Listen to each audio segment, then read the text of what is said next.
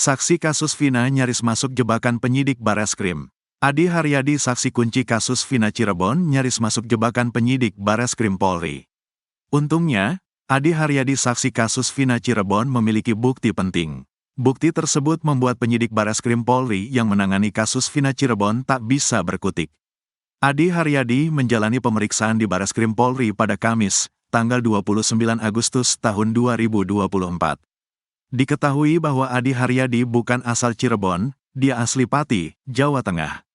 Selama ini Adi Haryadi mengaku melihat kecelakaan pengendara pria yang membonceng wanita di Jembatan Talun Cirebon pada Sabtu tanggal 27 Agustus tahun 2016. Adi Haryadi mengaku berada di lokasi tersebut saat sedang istirahat ketika dalam perjalanan ziarah ke makam-makam. Oleh penyidik Bareskrim Polri, Adi Haryadi diminta menceritakan awal mula muncul ke hadapan publik untuk bersaksi soal kasus Vina Cirebon. Adi mengatakan ia pertama kali menghubungi Ferry lewat email sekitar awal Agustus tahun 2024. Namun kata Adi, penyidik Bareskrim Polri justru menudingnya bohong karena melihat ia sudah dimunculkan pengacara terpidana kasus Vina pada bulan Juli tahun 2024. Pak Dedi itu Agustus, jangan bohong kamu, ini tuh Juli sudah ada nama kamu udah untuk laporan Rudiana atas nama Hadi Saputra. Enggak Pak, seingat saya itu bulan Agustus ada buktinya saya dipanggil Mas Ferry itu kan. Kamu ini jangan ngada-ngada. Enggak Pak, jujur bisa dilihat nanti HP saya kalau sudah datang, kata Adi Haryadi. Dalam handphonenya, Adi rupanya sudah menyimpan bukti pamungkas. Adi Haryadi sengaja melakukan screenshot email yang dia kirim kepada Ferry. Bukti itu pun membuat penyidik Bareskrim Polri tak bisa mengelak lagi.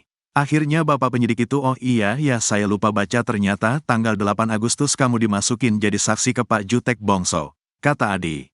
Dedi Mulyadi menilai pertanyaan itu merupakan jebakan dari penyidik Bareskrim Polri. Jadi intinya pertama adalah itu kan penyidik menjebak dengan pertanyaan bahwa bulan Juli kamu dipersiapkan jadi saksi oleh Pak Jutek Bongso, bahwa kamu ini dalam pemahaman penyidik bahwa kamu ini saksi bohong, dipersiapkan untuk memberikan saksi bohong untuk laporan Pak Rudiana kan gitu, kata Dedi Mulyadi.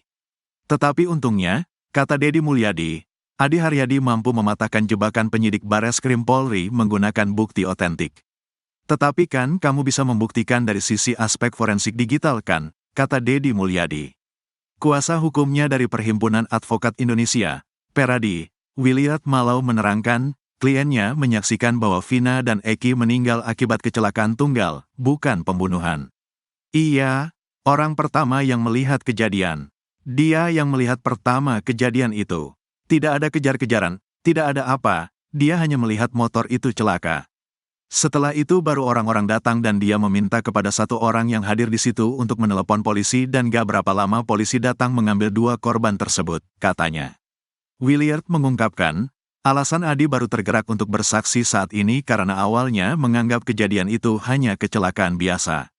Selain itu, Adi bukan orang asli Cirebon. Williard menyebut kliennya ini hanya pendatang yang kebetulan menyaksikan kejadian nahas di Cirebon. Waktu itu dia melihatnya hanya kecelakaan biasa kan, jadi setelah itu sudah berlalu dia kira hanya kecelakaan biasa, tapi setelah di tahun 2024 ini dia melihat, lah kok jadi begini. Sehingga dia mau bersaksi, katanya. Terpidana kasus Vina Cirebon sampai disiram air panas agar mengaku. Derita Sudirman, terpidana kasus kematian Vina Cirebon dan Eki, disebut disiksa penyidik agar mengaku terlibat. Bahkan, penyiksaan yang dialami Sudirman terbilang cukup sadis, mulai dari ditembak peluru karet di punggung, dilempari batu hingga disiram air panas. Kasus kematian Vina Cirebon dan Eki hingga kini memang masih menjadi perdebatan antara pembunuhan atau kecelakaan, meski sudah ada putusan pengadilan. Kuasa hukum Sudirman, Titin Prialianti mengungkap, saat Sudirman tiba di Polda Jabar, ia tidak pernah mengakui membunuh Vina dan Eki. Tapi pada pukul 4 waktu Indonesia Barat subuh Sudirman dilempar pakai batu, akhirnya terpaksa apa yang mereka inginkan, mengaku membunuh, kata Titin usai menjenguk Sudirman, dikutip dari akun TikToknya, Titin Prialianti, Kamis, tanggal 22 Agustus tahun 2024. Bukan cuma itu, Sudirman juga mengaku disiram air panas saat di Polda Jabar.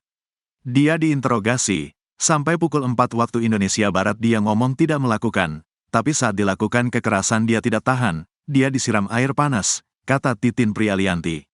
Keterangan serupa juga disampaikan kakak Sudirman, Beni Indrayana. Menurut Beni, Sudirman rupanya sudah berusaha untuk tidak menuruti mengaku terlibat kasus Vina Cirebon.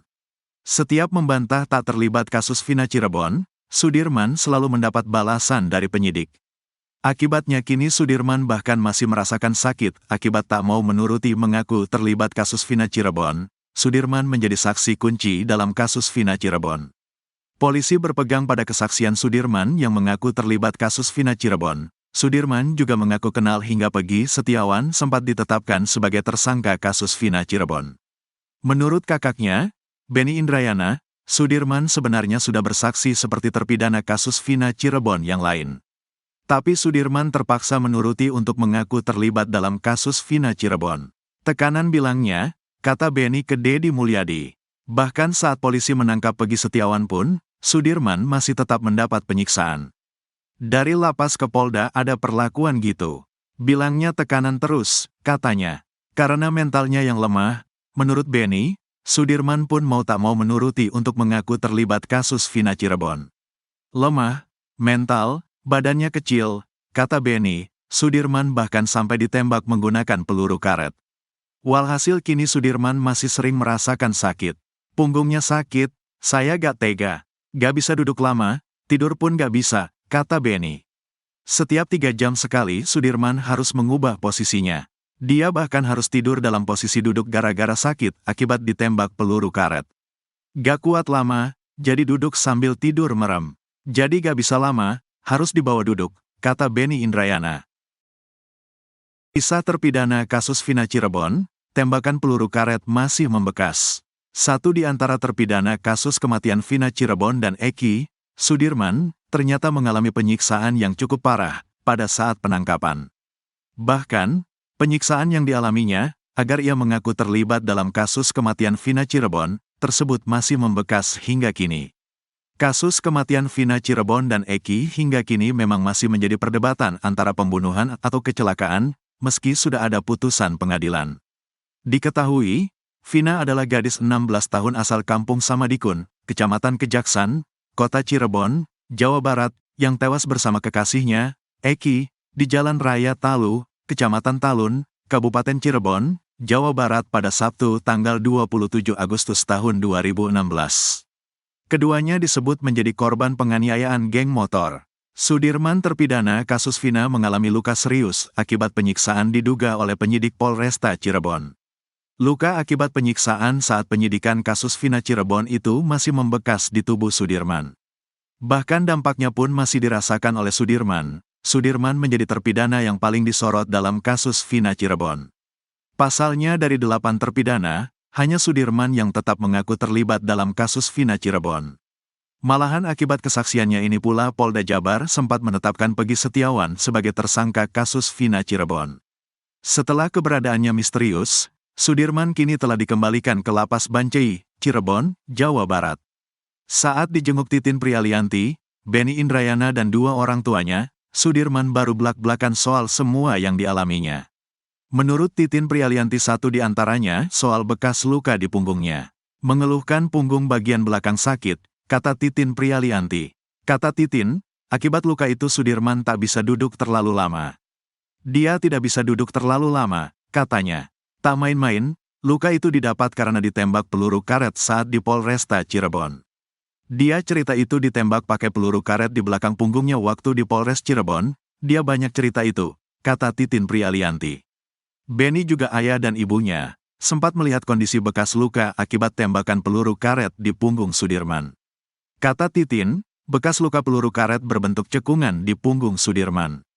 Kemarin keluarganya tengokin belakangnya. Ditanya, kenapa ini ada bekas cekungan, kata Titin Prialianti. Bukan hanya duduk. Luka akibat luka tembak peluru karet itu juga mengakibatkan Sudirman tak bisa tidur nyenyak.